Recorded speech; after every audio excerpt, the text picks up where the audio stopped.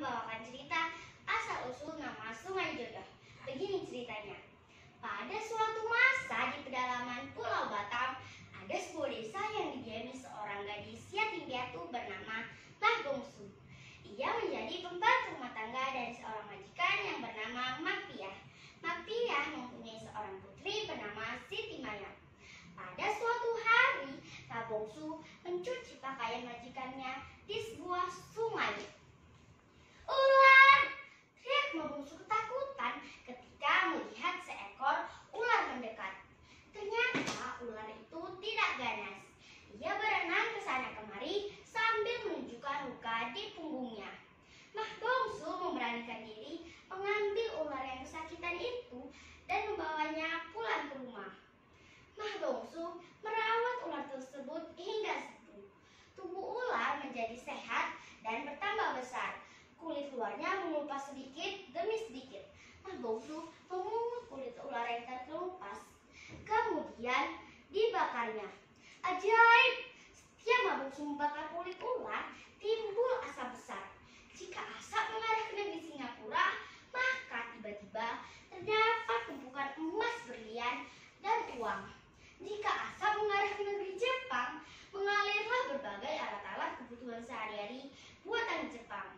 Dan bila asapnya mengarah ke kota Bandar Lampung, datang berkodi-kodi kain tapis Lampung. Dalam tempo 2-3 bulan, Mah Bungsu menjadi kaya raya jauh melebihi Mak Piah majikannya. Kekayaan Mah Bungsu membuat orang bertanya-tanya.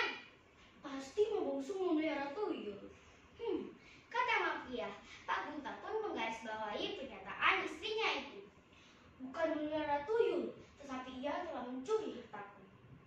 Banyak orang menjadi penasaran dan berusaha menyelidiki asal-usul harta Mah Bungsu.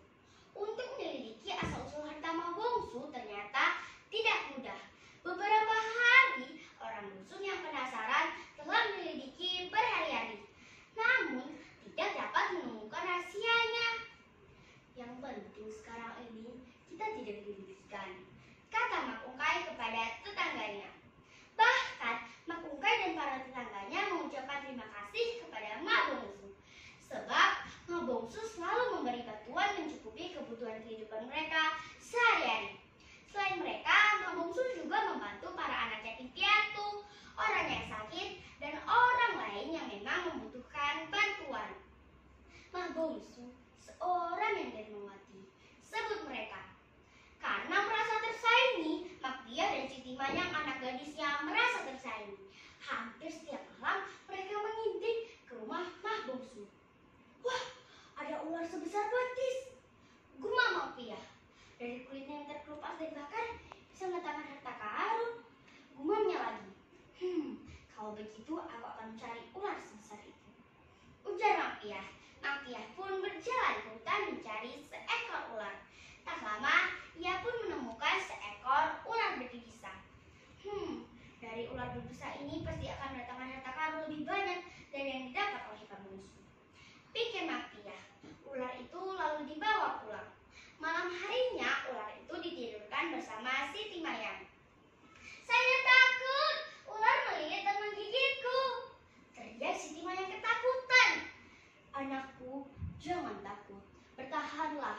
Ular itu akan mendatangkan harta karun," ucap Mak Piah. Sementara itu, luka ular milik Mah Bungsu sudah sembuh.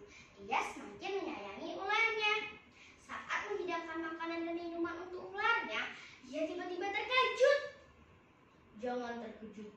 Malam ini antarkan aku ke sungai tempat pertemuan kita dulu," kata ular yang ternyata pandai berbicara seperti manusia. Mah Bungsu pun mengantarkan ular itu ke sungai. Sesampainya di sungai, ular mengutarakan isi hatinya. "Mah Bungsu, aku ingin membalas budi yang setimpal dengan yang telah kau berikan padaku. Aku ingin melamarmu dan menjadi istriku," ungkap ular itu. Mah Bungsu semakin terkejut. Ia tidak bisa menjawab sepatah kata pun. Bahkan ia menjadi bingung. Ular segera menanggalkan kulitnya dan seketika itu juga berubah wujud menjadi seorang pemuda yang tampan dan gagah perkasa. Kulit ular berubah wujud menjadi sebuah gedung yang megah di depan halaman Pondok Mabongsu. Selanjutnya, tempat itu diberi nama Desa Tiban, asal dari kata ketiban yang artinya kejatuhan, keberuntungan, atau mendapat kebahagiaan. Akhirnya, Mabongsu pun melangsungkan pernikahan dengan pemuda tampan tersebut. Pesta pun dilangsungkan 3 hari 3 malam. Berbagai macam hiburan ditampilkan. Tamu yang datang tidak hentinya memberikan ucapan selamat. Di balik kebahagiaan Mabongsu, keadaan keluarga Makdia yang tamak dan loba sedang dirundung duka karena Siti Mayang, anak gadisnya, meninggal dipatok ular berbisa. Konon, sungai pertemuan Mabongsu dengan ular sakti yang berubah wujud itu dipercayai sebagai tempat jodoh, sehingga sungai itu disebut Sungai Jodoh.